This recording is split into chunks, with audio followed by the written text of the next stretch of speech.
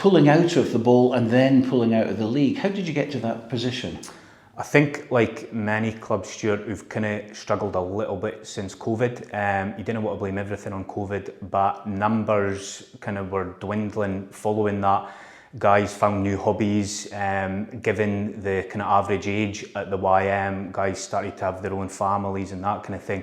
So it's always been a bit of a concern since COVID. But year after year, numbers have kind of dropped a little. Gone are the days where we had 50, 60 active boys that were turning out kind of week in, week out.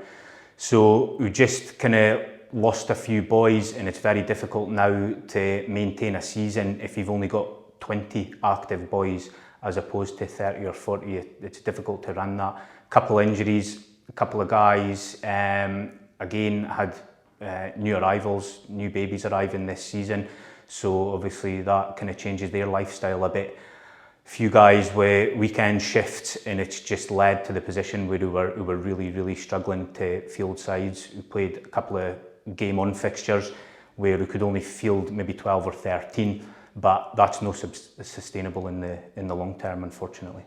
And of course, I suppose it came to the crunch where you were having to pull out of games and you were being docked points. And I've always had this belief, and I think right across the board, that it almost has this feeling of kicking a club when it's down. Actually, you know, you're going through a hard time, you can't field a team, and then you're getting negative points and ending up, you know, -6, -9. So what happened from there? Was it a case of you had to pull out, or did you hear from the governing body? How does it work?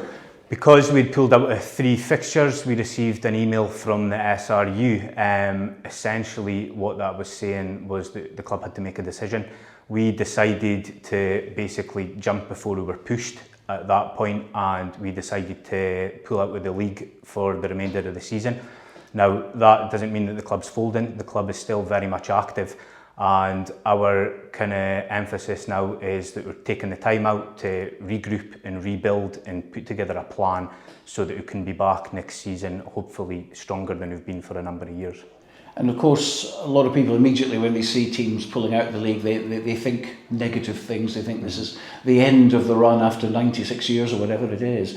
Not the case though, and that's something we must stress. No, it's certainly not the case. Like I say, we're just decided for the remainder of the season, because of the way that things have went with player numbers, injuries that we've still got at the moment, new arrivals, new families kind of getting settled, that we just need to regroup, reassess things and see where we can go from here. But it certainly doesn't mean that we're gone forever and we're going to lose the 96 years. Because for me, one of the major things is maintaining that history of the club, which is very, very important for a number of us involved at the YM. Of course, we've seen clubs go to the wall locally as well. Gala YM has folded, St Boswell's have folded after a tremendous successful period of years. What sort of support have you received? We've received a number of messages through all kind of social media platforms, messages of support, offers to keep our players playing and house them for the rest of the season, because obviously you need to keep our guys active in playing rugby. But I think that at the end of the day, we're all rugby clubs here, and even we're big rivals with Earlstons or Hoycland Deans. They're rallying around supporting us, because I didn't believe for a minute that any of the clubs want to see the YM gone forever. We're trying to keep the social side very much going. We're planning to keep the players engaged and involved in everything YM as well. We've kind of took the stance that we're not going to necessarily link with another club. We're going to allow the players to go to wherever they feel that they can be of some use, whether that be a little closer to home or closer to other family members or whatever, or friends that might play for that club. But everyone, when we had a club meeting last week, they were certainly positive that they wanted to play for the YM in the future. So hopefully we'll certainly see them back. And you are, I believe, having a few friendly matches, and the Sevens campaign for the summer is something that you're targeting too.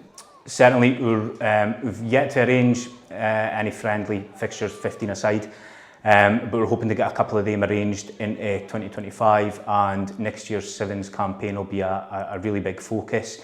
We're potentially looking at a small tour, a small sevens tour, travelling to a sevens tournament, and it'll be at all of the locals that we're usually invited to, the Pennycooks, the North Berwick's, and hopefully, fingers crossed, Walkerburn as well, where we've got a pretty rich history there too. What's the plan then for the future I mean, obviously you can't do anything about injuries, but obviously there's a lot of players who want to be part of the club now and in the future. But recruiting in a junior sense for junior teams must be very, very difficult. It is difficult, and I think that this is where the SRU will have to hopefully step in and make some changes. I think the lifestyles of players, younger players in particular, have changed over the last kind of decade. Guys maybe didn't want to commit to playing every weekend, and maybe didn't want to go to away games, and we're not going to change players' lifestyles. So I think there has to be some kind of change from the SRU to club rugby, to the structure of the game. Personally, I don't have the answers to that. I've got opinions in the way that I think that they could look. Potentially dropping the squad sizes on game days for senior clubs, which could potentially free up other players. But I think that the SRU certainly has to have some kind of input in avoiding a crisis if we're not already at crisis level. Now, obviously in the past it's been a very ambitious club, Gala YM, and you've had some tremendous successes over the, as I say, nearly 100 years, and you certainly don't want to stop before the centenary is completed. But realistically these days it's very, very tough, and I think, you know, we saw with Hoyt Quinns, they actually won the right to promotion a few years ago to national rugby, but it wasn't sustainable from their point of view. We've had many discussions over the past kind of 10, 12 years as to what level the players want to play at. Pre-COVID, who had a number of seasons where we did have serious ambitions of moving up the league. Getting to Murrayfield was always a major one for the YM, but I think now what we want to offer is we want to offer social but competitive rugby, where people can come join a family at the end of the day and have fun and enjoy playing the rugby, whether that be at the beginning of their senior rugby career or, like myself, towards the end of their rugby days. So we just want to offer a friendly home to anybody who wants to play rugby, really. And you mentioned as well you'd like to see some changes, and one of the changes I think is the possibility of playing rugby with 12 or 13 players aside rather than 15, just to give guys a game. We have obviously played a few fixtures game on when we've not been able to raise a full 15. The only issue I think with that is the odds are kind of still stacked against you if you're arriving with 12 or 13 boys. The other team, I believe they have to match you, don't they? But I mean, they can still play their substitutions, which gives them a great advantage.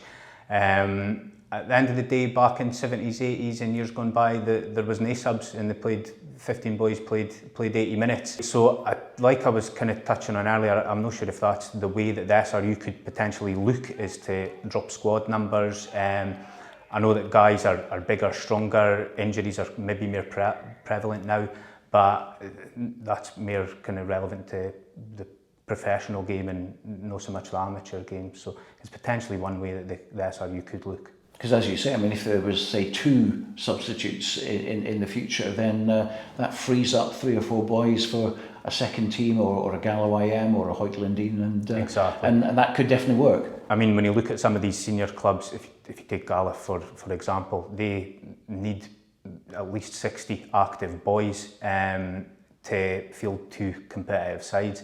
And there's not as many guys playing rugby nowadays. There's a lot of guys obviously move up to the city to go to university or whatever, so there's just no the bodies anymore, unfortunately, in this area. So we really have to look at what they can do to support rugby in this area as well. Well, the Borders is a very competitive place, of course. We love our local derbies, plenty of banter on and off the pitch, but ultimately when something goes wrong like this, you do find that all the clubs do rally round and support, and I think there was a genuine outpouring of concern from a lot of people when they heard the news that Gala YM were pulling out of East League 3. But the future, as you say, is rosy. You've regrouped, you've had your big meeting. What are the future plans? Can you see the next 4 years getting to that 100. That's got to be the target. To be perfectly honest, Stuart, that is the main focus at the moment. It's hitting that centenary. The plan, like I say, is to work really hard on recruitment. Hopefully the SRU can help. Hopefully they can make some changes to the structure of the game that will support us. But we really want to raise the profile of the club as it was kind of 3, 4, 5 years ago, when we really had, we had plenty of players. We had 30, 35 players at training on a Tuesday and a Thursday.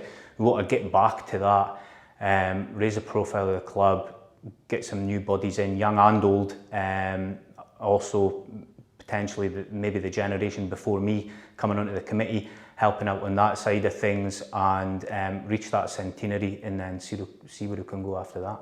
And from a personal point of view, you've been connected with Gala YM pretty much all your life, and that's something that I think even just 4 years to go, you'd like to step out onto the playing field in the 100th year. I was dabbling on retirement before we hit this obviously difficult patch, but it's kind of really motivated me. I'd certainly like to be on the field for that 100th year. So I'm committed to the future of the club, certainly.